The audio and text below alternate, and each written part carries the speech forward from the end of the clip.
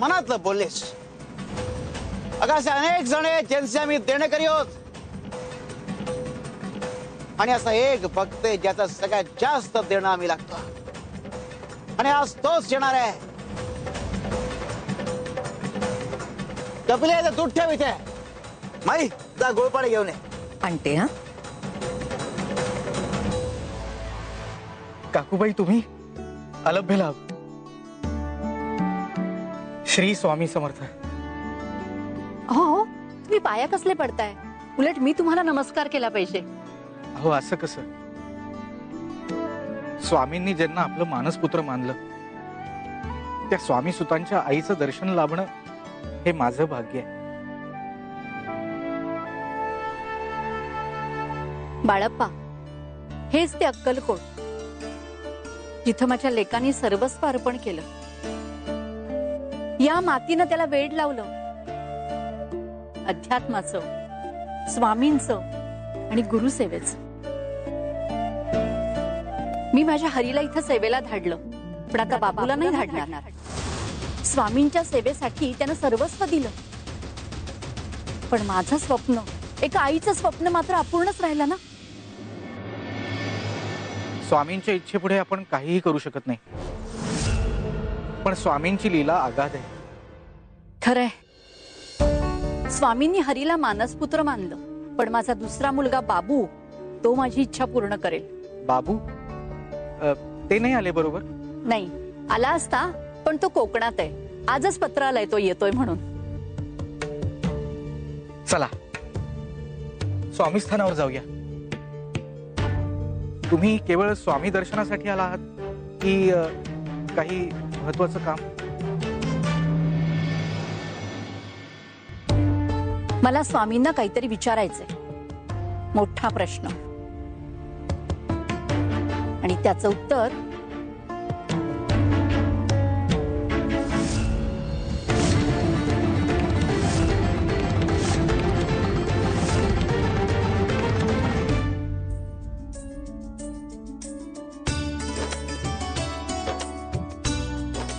अहो, काय झालंय सांगा. अगं राधिका, उद्या ब्राह्म मुहूर्तावर मला ब्रह्मविद्या प्राप्त होणार आहे. स्वतः स्वामींनी सांगितलं तसं. स्वामी, खरंच हे अतिशय शुभ आहे. आलेच मी, देवापुढे साखर ठेवून येते. अहो, स्वामींनी काही सांगितलं का? ते ऋण कोणाचं होतं? हो, त्याबद्दल विचारायचंच राहिलं.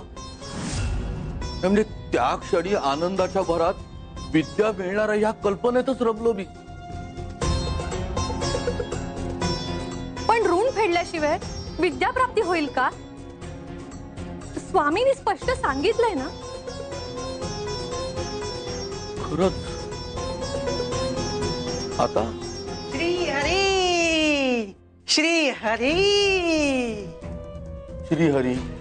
मला वल्लभाचार्य महाराजांनी पाठवलंय.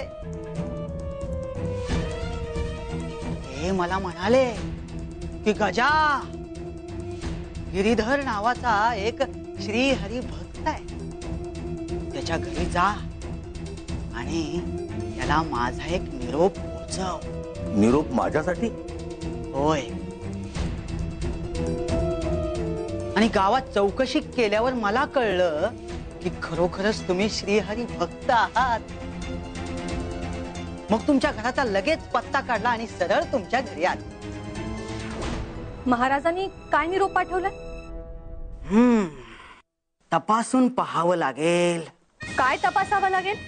नाही म्हणजे महाराजांनी मला एवढं तपासायला सांगितलंय की मी योग्य ठिकाणी पोहोचलोय का नाही. पण मग ते तपासणार कसं? तुमच्या अंगणात तुळस आहे का? हो आहे. चला चला बाय, तिथे तपासूया.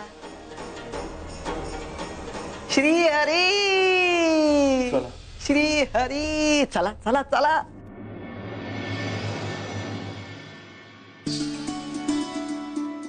काकूबाई, अगे तुझ्या लेकाने म्हणजे आमच्या स्वामी सुताने तुझ्या पुढच्या 7 पिढ्यांसाठी आमचे आशीर्वाद कमावलेत. तू नमस्कार नाही केलास तरी चालेल.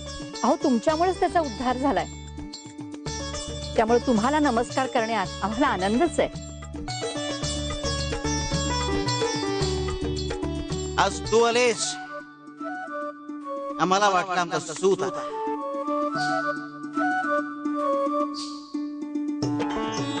मला देखील तुमचं दर्शन घेतल्यानंतर मला माझ्या मुलाचा आभास होतोय. काय विचारायला आली आहेस? स्वामी, मला काय विचारायचं आहे हे तुम्हाला माहिती आहे? स्वामी सुताच्या गादीवर कोणाला बसवायचं हे विचारायचं होतं मला तुम्हाला. ब्रह्मचारी बुवा, बाबा शिणवई, केरोबा सगळे समर्पित आहेत. निस्वार्थ भावनेने काम करतायत. गादीवर बसायला खरं तर सगळेच पात्र आहेत, पण तुम्ही सांगाल तो वारस असेल. सांगतो, सगळं सांगतो, पण त्याआधी आम्हाला जे हवंय ते देशील? आज्ञा करा स्वामी. पुन्हा विचार कर, ते तितकं सोपं नाही.